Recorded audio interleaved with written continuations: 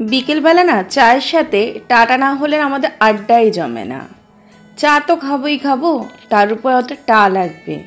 আমাদের এখানকার না অফিসের অনেক মেয়েরাই না 1 মাসের জন্য বাড়ি যায়, কারণ তাদের বাড়ি যে অনেক দূর।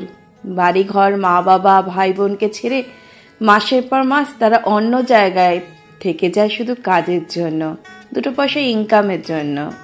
আমাদের সেরকমই দেবকী বলে একটি মেয়ে, ও মণিপুরের বাড়ি। কতদিন ধরে যে কলকাতায় রয়েছে তার কোনো ঠিকানা নেই। তাই 1 মাস পরে যখন বাড়ি থেকে এসেছে, তার কিন্তু সে হাত খালি রেখে ফেরেনি।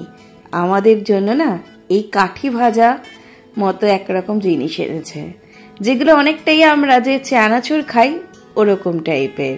কিন্তু ওখানকার এটা কি নামে সবাই জানে সেটা অবশ্য আমার জানা নেই। যাই হোক, চায়ের সাথে কিন্তু টাটা দারুণই হয়েছিল।